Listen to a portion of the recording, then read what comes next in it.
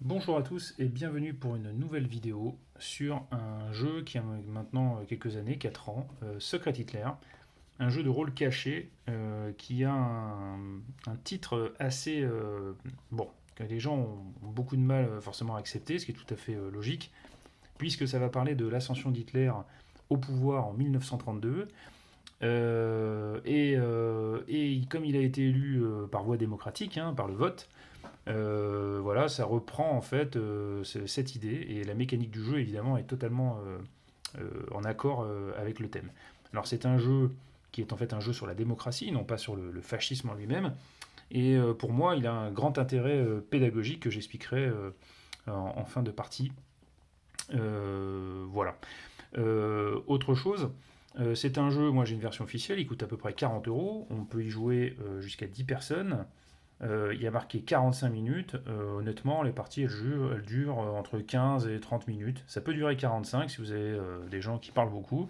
Mais bon, concrètement, en général, on fait plusieurs parties dans la soirée quand on le sort. Donc, comme d'habitude, je vais vous expliquer les règles rapidement, sans rentrer dans tous les détails de règles. Il y en a pas beaucoup, hein, mais bon, il y a quand même des petits détails. Je vais pas rentrer là-dedans. Donc, je vais vous expliquer. En début de partie, on va être soit des fascistes, voilà, hop, représentés par des animaux qui font la gueule et qui sont pas sympas, ou alors vous êtes un libéral. Donc ça, on va vous filer une enveloppe, tac, comme ça, hein. Avec ces informations-là, on va vous donner aussi une carte du membre du parti, tant qu'à faire, hein, comme il faut assumer, hein. Voilà. Et vous aurez aussi deux bulletins de vote qui vont vous servir pendant toute la partie. C'est les seules choses que vous allez montrer aux autres joueurs, enfin du moins à chaque fois que vous allez voter. Donc en début de partie, alors j'explique le but du jeu. Le but du jeu, c'est alors vous avez des tuiles qui représentent des lois. Donc une fois qu'elles ont été votées à l'Assemblée, enfin c'est pas vous qui votez les lois, enfin il faut que je fasse attention à ces termes, mais bon, à chaque fois qu'une loi va être promulguée, je crois que c'est ça qu'on dit, eh ben on va déterminer, donc vous avez deux types de lois, vous avez les lois libérales et les lois fascistes. Donc le chancelier, ça sera toujours lui qui va promulguer la loi, tac, il va poser dans l'emplacement qui correspond, donc ici vous avez deux plateaux, vous avez un magnifique plateau d'ailleurs, le plateau des libéraux, le plateau des fascistes. Donc à chaque fois qu'une loi libérale est votée, paf, on la met ici. Donc les libéraux, il leur faut que 5 lois pour gagner. Une fois que la cinquième loi est votée, enfin est promulguée, hop, les libéraux gagnent immédiatement la partie. Dans le paquet des lois là, qui vont être tirées au hasard, il y en a que 6 des lois. Par contre, des lois fascistes, il y en a 11.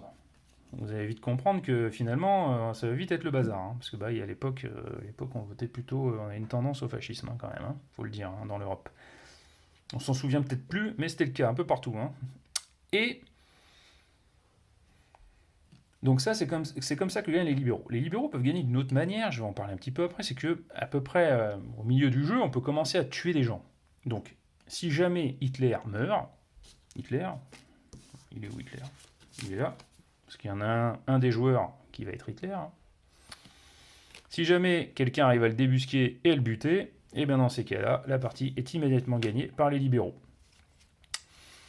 Enfin, dernière chose, les fascistes, ils ont plusieurs façons de gagner. Donc la première, c'est de voter 6 lois fascistes et non pas 5, contrairement aux libéraux.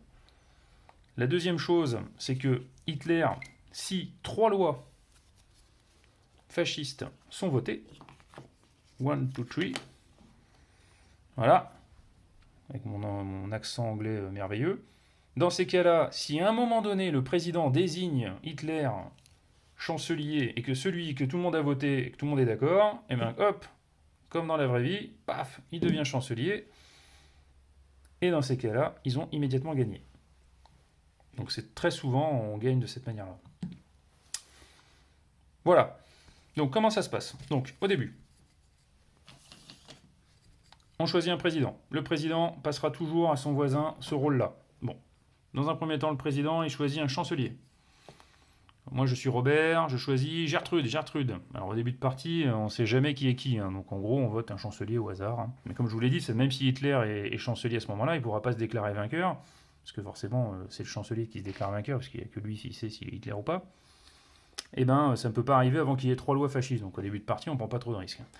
Donc en général, les gens, ils ont tendance à voter Ja. Ja. Mon accent allemand est nul. Ja, voilà.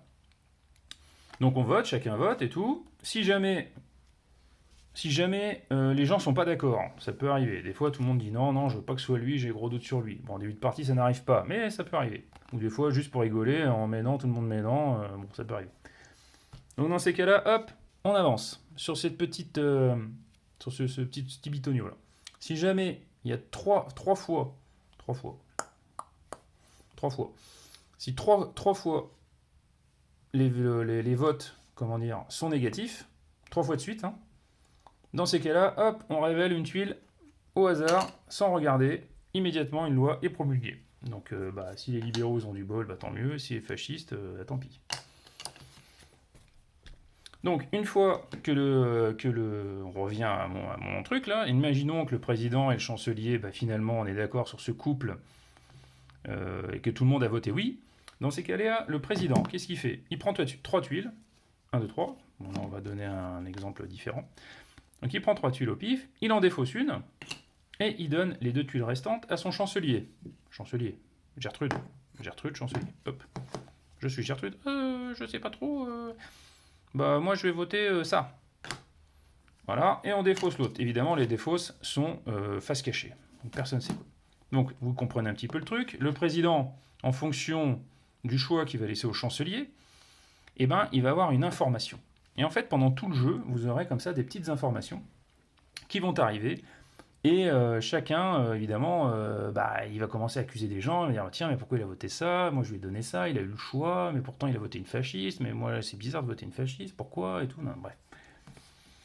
Chacun va avoir des informations cachées que les autres ne sauront pas. Et voilà, et comme dans tout bon jeu de rôle caché, forcément, suspicion, mais attends, mais je lui ai donné ça, il dit que je lui ai donné ça, mais non, tu m'as jamais donné ça, tu m'as jamais donné ce choix. Bon, évidemment, tout le monde ment, tout le monde est un escroc, mais on rigole bien. Donc, voilà comment va se dérouler la partie. Alors, il y a un gros twist dans le jeu aussi, c'est qu'en fait, à chaque fois qu'une loi libérale est votée, il se passe que dalle. Vous voyez, il n'y a pas de pouvoir. Par contre, quand il y a une loi fasciste, il se passe des trucs. Alors, pas la première fois, mais après, il va se passer. Après, on va avoir des pouvoirs. Donc, il y a les pouvoirs de tuer, il y a les pouvoirs de regarder les cartes du parti, d'une personne, évidemment. On a le droit de la regarder, on n'a pas le droit de dire. On a le droit de mélanger les cartes, etc. Donc, des fois, ça peut même être intéressant pour nos amis les libéraux. On remonte, mamie libérale, de voter une loi fasciste, parce que comme ça, elle va avoir un pouvoir puissant, qu'elle va pouvoir donner peut-être à un président, parce que ce que j'ai pas dit en fait, c'est que autant la tuile va être posée par le chancelier, mais c'est le président qui va avoir le pouvoir, celui qui a désigné le chancelier en fait. Des fois, ça peut être intéressant de donner ce pouvoir au président pour qu'il puisse, par exemple, tuer Hitler, puisque évidemment, il aura un pouvoir de coercition, je ne sais pas comment on peut appeler ça, un pouvoir de raclure, faut quand même le dire, pour pouvoir tuer une personne.